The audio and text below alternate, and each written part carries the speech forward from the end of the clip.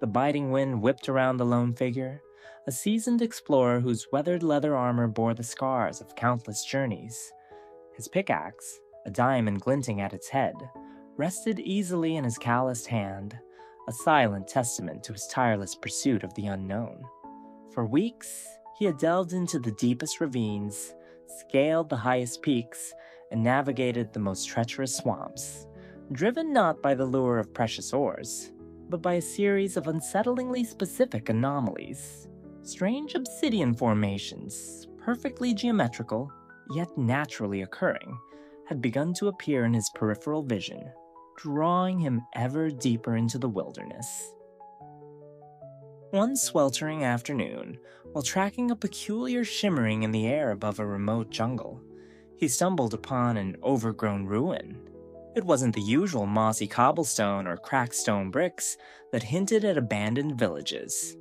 This structure was different, composed of a dark, unidentifiable material, smoother than obsidian, yet somehow absorbing the light. As he circled it, his sharp eyes noticed a faint, almost invisible etching on one of its polished surfaces.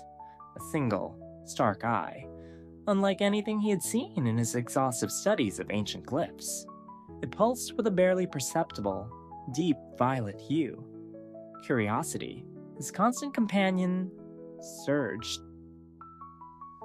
He spent the next few days meticulously excavating around the ruin, cautiously clearing the dense foliage and stubborn dirt. Beneath a particularly ancient-looking oak, he unearthed a crumbling chest. Inside, nestled amongst a few pieces of rusted iron and a handful of withered bones, lay a single, perfectly smooth sphere of purplish-black material. It felt cool to the touch, and as he held it, a faint hum resonated in his palm. It was an Eye of Ender, yet unlike any he had ever crafted or found. This one felt ancient, infused with a power that whispered of distant realms.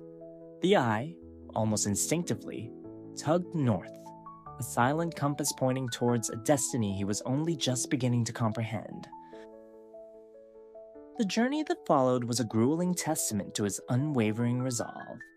The Eye of Ender, a relentless guide, pulsed with increasing urgency, pulling him across vast sun-baked deserts, where the sand groaned underfoot, through dense, shadow-draped forests, where the only sound was the rustling of unseen creatures, and over jagged, snow-capped mountains where the air was thin and sharp.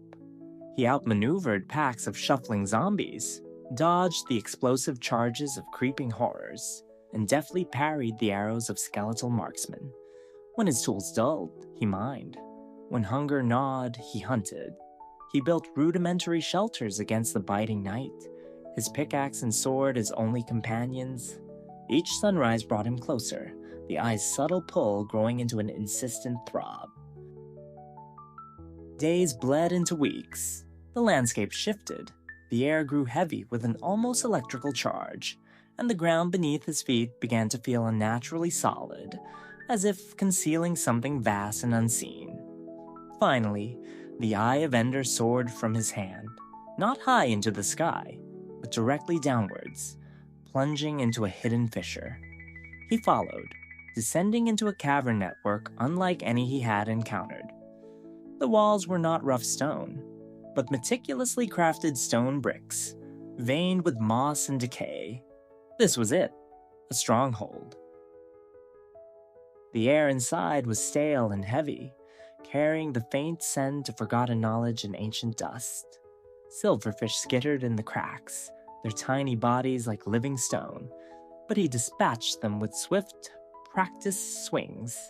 He moved through the labyrinthine corridors, guided by the eye's insistent tug.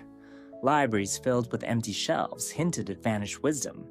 Chambers designed for unknown rituals stood silent and abandoned. The feeling of anticipation was almost overwhelming, a blend of dread and exhilaration. Then, the feeling intensified. He rounded a corner, his footfalls echoing in the profound silence, and froze. Before him, in a vast vaulted chamber, stood an end portal frame, 12 ancient blocks of dark stone, Some, already filled with the glowing eyes, formed a ring above a pool of shimmering starlit void. But it wasn't the portal itself that halted him. It was the figure standing beside it. It was an adventurer, much like himself, but twisted by time and perhaps by something else. His armor was rusted, his clothes tattered, and his face, though obscured by a long, unkempt beard, seemed contorted in a perpetual silent scream. His eyes, however, were the most unsettling. Wide, unblinking, and entirely black, like those of an Enderman. He rocked back and forth, a low, guttural humming escaping his lips, his hands gesturing wildly at the portal, as if trying to warn it away. He was placing and then frantically removing Eyes of Ender from the frame, a futile, endless cycle of prevention. The explorer instinctively gripped his sword. The figure was not directly hostile, but his movements were erratic, desperate. He seemed to be guarding the portal, not from intruders, but from its own completion. As the explorer slowly approached, the figure's humming intensified, becoming a mournful wail. He scrambled to his feet, still rocking, and stumbled towards the explorer, his arms outstretched not to attack, but to physically block the path to the portal, his movements jerky and uncoordinated. His black eyes pleaded, attempting to convey a message that his shattered mind could not articulate. The explorer felt a pang of pity, but his determination overruled it. He deftly sidestepped the flailing arms, his own Eye of Ender now throbbing violently in his palm, signaling its desire to merge with the frame. He had come too far. He reached the portal frame, the ground vibrating slightly underfoot. The figure let out a piercing, sorrowful shriek, a sound of utter despair and loss, and collapsed, writhing on the cold stone floor, as if undergoing some agonizing transformation.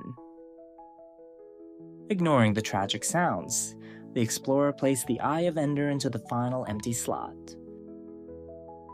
A low thrum vibrated through the stronghold, growing into a deafening roar.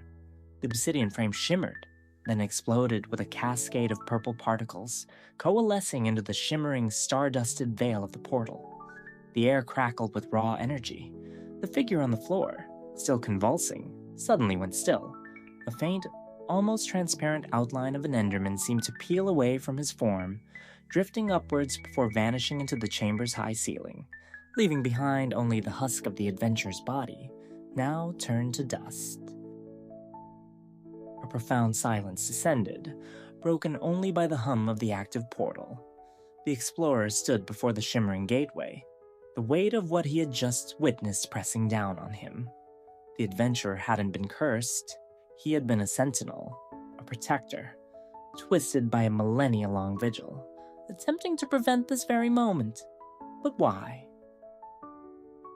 Taking a deep breath, the explorer stepped into the void. The transition was disorienting, a kaleidoscope of violet and black. He emerged onto a platform of obsidian, stark against an infinite starless void. Above him, ancient obsidian pillars pierced the sky, their tips crowned with glowing crystals. And then, he saw it. The Ender Dragon. It circled majestically, its vast wings beating the empty air, creating a powerful, silent current. It was magnificent, terrifying, and utterly dominant. But it did not immediately descend to attack. Instead, it slowly, deliberately lowered itself, its colossal head turning, its great purplish eyes fixing on him. There was no rage in his gaze, no immediate aggression, only a profound ancient awareness. It landed gently on the central obsidian island, its immense form dwarfing him. Its eyes, mirroring the blackness of the adventurer's, held an intelligence that transcended mere beast. It regarded him not as an intruder, but as if it had been expecting him. And then, a low, resonant sound filled the void. Not a roar, but a deep, mournful sigh that echoed the despair of the adventure he had left behind. The explorer, for the first time in his fearless life, felt a prickle of unease that had nothing to do with the danger. He was not here to fight. He was here to witness. The dragon's gaze conveyed a silent, terrible truth. The portal had been incomplete for a reason. The adventurer, the sentinel, had maintained a sacred pact. And now, by completing the portal, the explorer had not just entered a new dimension. He had awakened something ancient, broken a timeless seal, and perhaps released a sorrow long held captive. He stood on the obsidian, dwarfed by the towering pillars and the immense, watchful dragon, the silence of the end pressing in around him. His quest for discovery had ended not in conquest, but in a profound, unsettling understanding. The fateful encounter was not a battle, but a revelation. And in the silent, knowing gaze of the Ender Dragon, he realized his journey had only just begun.